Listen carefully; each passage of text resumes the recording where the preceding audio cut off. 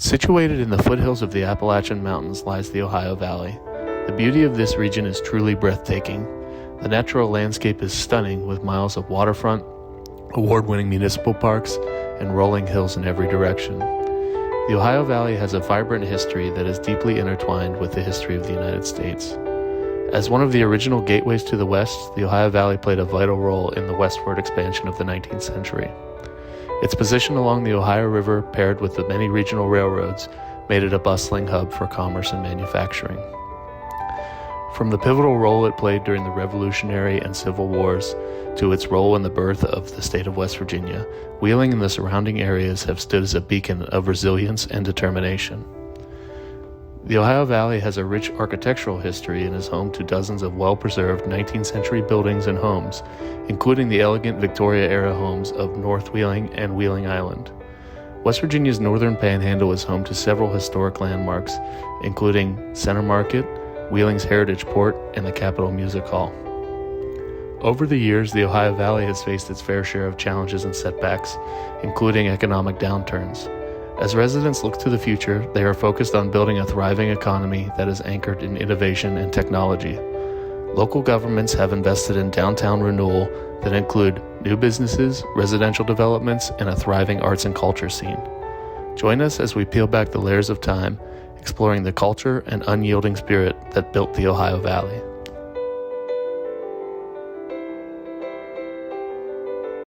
The first man to popularize stogies was Mr. Mifflin Marsh. A cheaply made smoker of Kentucky tobacco was seen to be about the correct thing, and in 1857 the Wheeling stogie began its conquering career. Perhaps Mr. Marsh ought to be called the inventor of a great bond to smokers who desire cheap, good tobacco. While in operation, Marsh Wheeling was the oldest cigar manufacturer in the United States. Before Mifflin ever erected a factory, he began selling his cigars out of basket at the Wheeling Wharf. He found success with companies that were sending boats up and down the river. During the American Civil War, soldiers from both sides made the company popular. Marsh Wheeling stogies quickly became famous nationwide. Senator Henry Clay, President Abraham Lincoln, and John Wade all reportedly smoked the Marsh Wheeling cigar. Mr. Marsh started selling his hand-rolled cigars along the Ohio River. He found success with boat captains and their crew. Marsh is thought to be one of the United States' early marketers. He often passed out his product for free. He was famous for giving stogies to the wagon drivers who made the long trip between Baltimore and Wheeling. As Marsh's business grew, he built a factory on the Water Street near Ohio River. The demand for stogies continued to grow, and Marsh Wheeling moved 2 more times before settling on Market Street in the early 1900s. In 1930, they changed their state of production from making around 83,000 cigars a day when hand-filling the cigars to making approximately 250,000 cigars a day when filling with a machine. In that time, 9 million cigars were sold. With 12 hours on the clock a day, expert stogie makers made $20 a week for their work. In its heyday, Marsh Wheeling employed nearly 600 people in the Ohio Valley. Marsh Wheeling survived the Great Depression of the 1930s by replacing their union workers with women who worked for less money. The female workers were effective at operating the rolling machines. Despite the economic downturn of the 1930s, Marsh Wheeling once again expanded. The company purchased an adjacent building while adding on to their existing factory. Throughout the 1940s, Wheeling was a hotbed for stogie making. The factory was responsible for making over 3 million cigars a week. In 1941, they made 74 million stogies. On December 21st, 2001, Wheeling rolled their final cigars at the Market Street location. The cigars are now made in Frankfort, Kentucky. The Marsh building still stands tall at approximately 70 feet in downtown Wheeling. While Marsh Wheeling is no longer a local business, its reproduction lives on. The Marsh Wheeling stogie box is recognizable throughout the world. The iconic box can be seen in movies including The Green Mile and in Jaws, and more recently, the cigars were featured in several episodes of Mad Men.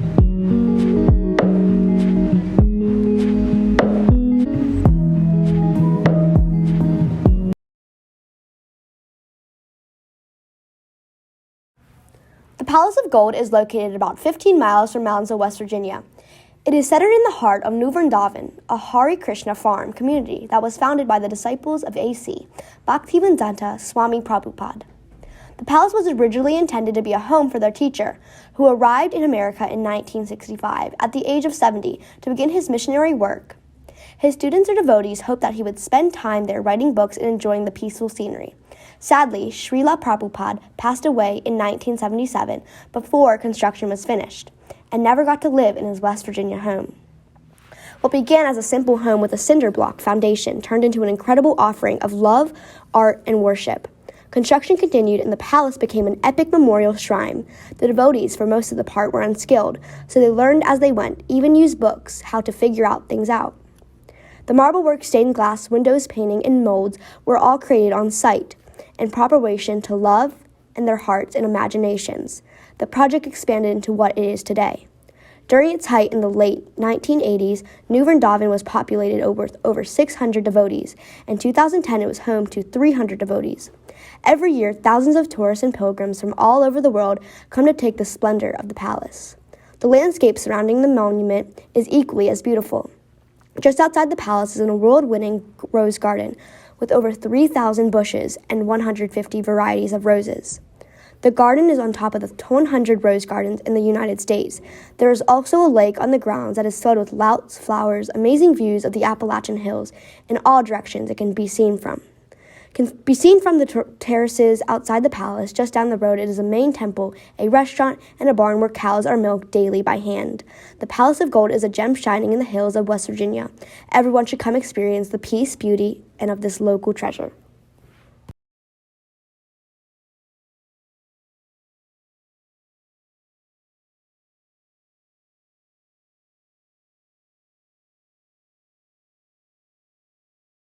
The Grave Creek Mound is one of the largest and most influential mounds in the United States, located in Moundsville, West Virginia. It has been the subject of much investigation over the years. The Grave Creek Mound was constructed by the Adena culture around 250 to 150 BC. It is approximately 62 feet high and 240 feet in diameter. It is estimated that over 57,000 tons of earth were moved to build the mound. The Adena people were among the first to settle in the Ohio Valley. Their culture is known for the elaborate burial ceremonies that included mound building. Historians believe that over 3 million baskets were used to create the mound. Artifacts from the mound provided historians with insight into the Adena culture. Archaeologists have found metal breastplates, articles of clothing, and evidence of trade networks. The first detailed description of the mound was written in the late 1700s. In the 1800s, the mound was excavated for the first time. The excavation revealed 2 burial vaults. The upper vault contained 1 individual surrounded by 1,700 bones. The lower chamber contained 2 individuals with 1 wearing an atoll. In 1909, the state legislature successfully purchased the mound. In 1952, the original museum opened at the mound. The Archaeological Society was responsible for securing the funding. In 1964, the Grave Creek Mound was listed as a National Historic Landmark. Did you know, 40 years ago, every December, town leaders in Moundsville, West Virginia, erected a giant Christmas tree on top of the Grave Creek Mound. You can see it for miles all the way around the Ohio River. Around 1980, Moundsville pulled the tree as a sign of respect to Native American groups and their ancestors. In town, however, people still talk about that tree. The inmates from the prison across the street actually did the decorating. At the old Moundsville Penitentiary, they'd string up the old C9 bulbs and light up the mound. Directed by Hugh Hagan, TJ Eddy, Chris Zellick, and Maddox Ochap. Narrator Maddox Ochap. Drone footage taken by Joe Jivet and #TheGoat, Maddox Ochap, and TJ Eddy. Thanks to the West Virginia Department of Arts and Culture and History for giving us the permission to fly on your property.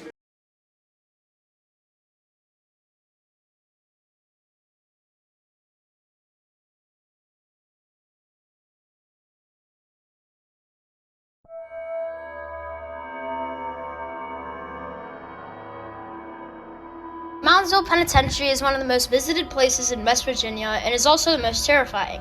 Conditions at the West Virginia State Penitentiary in Moundsville were tough. Space was limited and privacy was almost non-existent. Inmates showered in front of the cell block.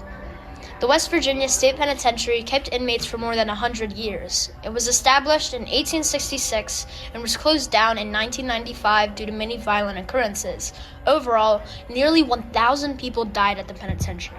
The penitentiary became a major news story on January 1st, 1986, when inmates staged a riot. The riot showed the outdated security at the prison due to the New Year's holiday. Many of the officers had called off. Many of the locks were already picked by prisoners weeks in advance. A group of 20 prisoners, they called themselves the Avengers, planned the riot and took control of the prison for a day until the governor talked to the inmates to discuss new rules and standards the prison would build. A few years before, something similar happened. On Wednesday, November 7th, 1979, 15 prisoners escaped from the penitentiary. The communication inside the police force was very poor, which allowed 3 prisoners to remain at large until they were all caught in the 1980s. All of these terrifying events caused the penitentiary to both close down and become a place for many visitors to make conspiracies about the killed prisoners still roaming to the 5-foot thick walls of the penitentiary. Now in the Moundsville Penitentiary is the set of many tours and haunted houses, becoming one of the most mysterious, frightening places of all time.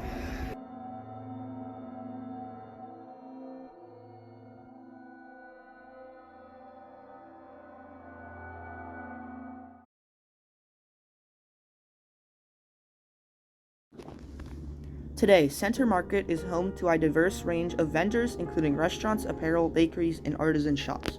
The market is also a cultural hub, with regular events and performances showcasing the talents of local artists and musicians. Center Market is more than just a place to go shop and be entertained. It is also a place where history comes alive. The market is located in the midst of Wheeling's historic district, and many of the buildings around it date back to the 19th century. The Upper Market House, designed by architect Thomas Pope as an open market, was built in 1853, the oldest cast-iron market house in the country.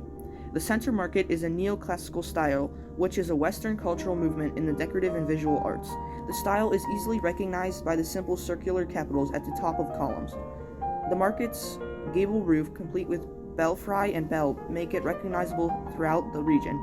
During the Civil War, Wheeling was a key site for both Union and Confederate forces, and Center Market was used as a gathering place for soldiers and civilians alike.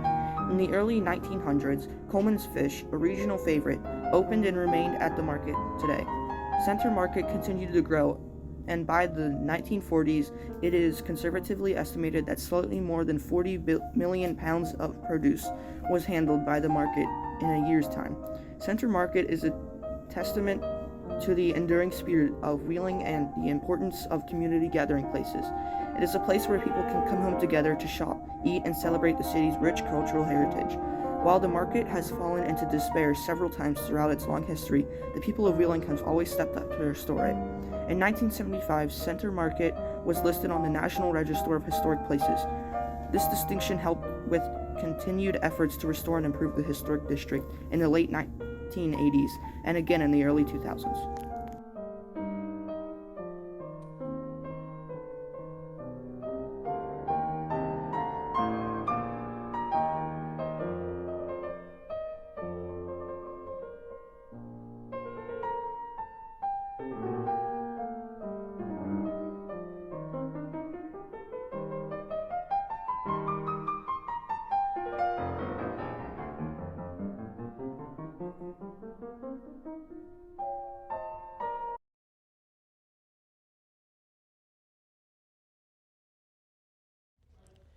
The Wheeling Steel Corporation was founded in 1920. It was the result of a merger between LaBelle Iron Works, Whitaker Glessner Company, and Wheeling Steel and Iron. In its heyday, Wheeling Steel Corporation employed nearly 20,000 local citizens. The steel factory was responsible for making steel sheets, tin cans, and other home goods. The recognizable red Wheeling Steel logo could be found in households throughout the United States. In addition to employing so many people in the Ohio Valley, Wheeling Steel provided entertainment and social events. In 1936, WWVA debuted its inaugural It's Wheeling Steel radio show. The show included popular music, members of the Wheeling Steel Corporation, and local personalities. The show was so successful that it picked up on a national broadcast. As a result, the Wheeling Steel Corporation band played at the World Fair in New York City. Throughout the 1960s, Wheeling Steel used the slogan, "For Mine to Market." This slogan ran true as Wheeling Steel used their own mining operation to gather natural resources. In 1968, Wheeling Steel merged with Pittsburgh Steel Company to become Wheeling Pittsburgh Steel. Wheeling Pittsburgh continued to find success through the 1970s, but the decline of American steel in the 1980s forced the enclosure of Benwood plant. Additionally, Wheeling Pittsburgh sold off LaBelle Nail Company. In recent years, Wheeling Pittsburgh Steel has changed hands unsuccessfully. The Wheeling Pittsburgh Steel building, now owned by S. Bark in 2007, it's still standing in downtown Wheeling, estimated to be 144 feet. It's also the tallest building in downtown Wheeling. The building's shape is unique. Aerial views show that the building is an H. The H is believed to be a reference to Henry Schmalbach, a famous Wheeling brewer who originally occupied the building. Recently, city leadership has proposed using this piece as history as an apartment complex. The public-private partnership has resulted in over $30 million to transform the space. These apartments will now live in the heart of downtown Wheeling.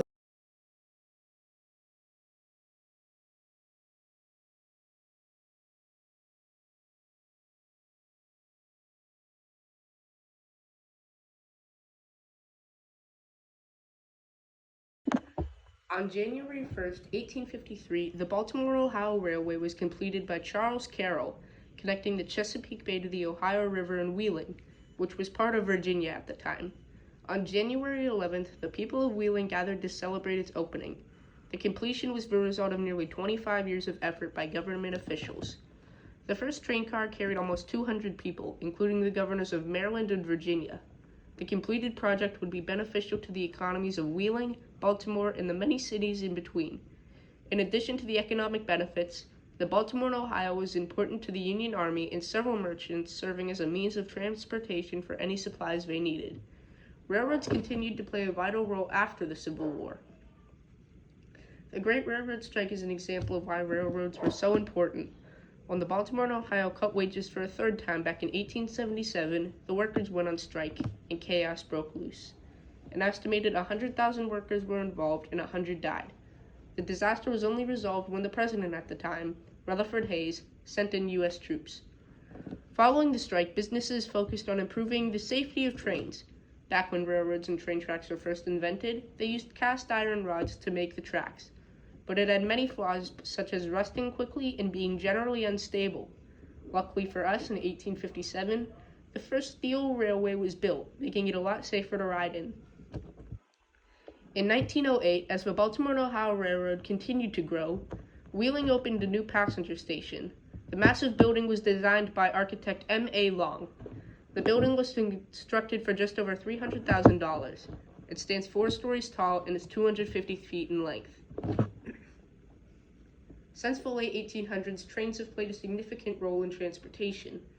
In West Virginia alone, there are more than 2,400 miles of railroad tracks.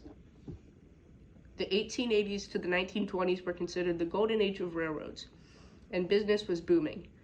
But just 30 years later, the last passenger train on the B&O arrived on October 26, 1957. After that, only freight trains used the tracks. The Wheeling train station now serves as a college after the tracks were abandoned on April 30th, 1987. West Virginia Northern has developed the former station and created the downtown campus. while still maintaining the charm of the original building. Many of the tracks now serve as rail trails. The railway itself still serves as a pit stop for many historians interested in the history of trains in the early 1900s. So the next time you see a railroad, just remember how far it comes and how far it goes.